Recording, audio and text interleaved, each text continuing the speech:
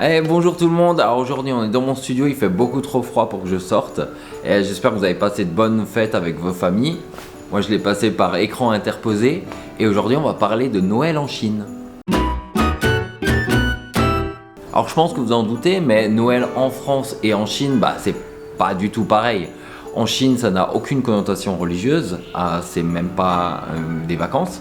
C'est plutôt une fête qui est fêtée par les amis et les amoureux. C'est un soir où les gens vont sortir entre amis pour aller boire un coup dans un bar ou aller manger un hot pot ou ce genre de choses. Sinon, pour ceux qui ont la chance d'avoir une amoureuse ou un amoureux, ça va ressembler un petit peu à la Saint-Valentin.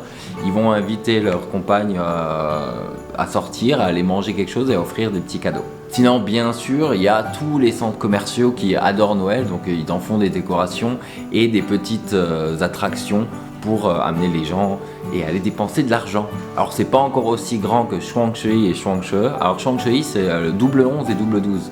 Double 11 c'est quelque chose qui a été mis en place par Taobao à l'époque, parce que ça fait 4-1, ça fait un petit peu la fête des célibataires, donc ils s'achètent des choses en ligne. Et du coup qu'il y avait le double 12 juste derrière, hop, ça faisait coup sur coup de fêtes qui sert à promouvoir les ventes. Et Noël de son côté va aussi un petit peu servir dans cette optique. Alors quand je suis arrivé en Chine, il y a quelque chose qui m'a beaucoup étonné, c'est que pendant Noël, plein de gens venaient m'offrir des pommes. Alors c'est pas n'importe quelle pomme, ils ont un ou deux types de pommes dans une petite boîte, et comme un cadeau, ils sont très contents.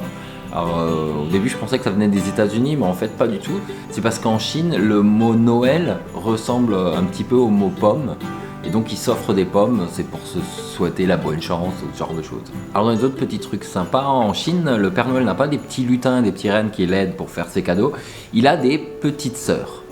Alors il a des jolies filles habillées en rouge qui l'aident à distribuer les cadeaux.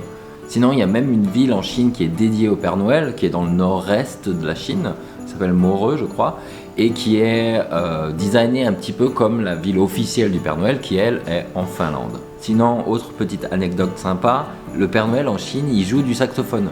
Parce que le saxophone, c'est un instrument sympa et sexy.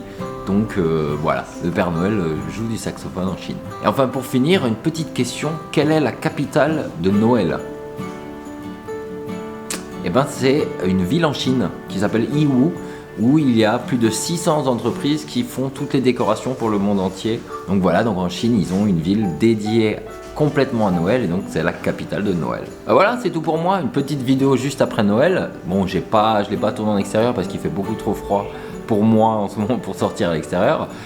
Mais dans les 2 prochains jours, je vais aller dans le sud de l'île, où là il fait encore 25 degrés. Et oui, à Hainan, il fait que froid dans le nord pendant un petit court moment. Le sud, il fait jamais froid. Bon voilà, à la prochaine. Abonne-toi et puis bonne année.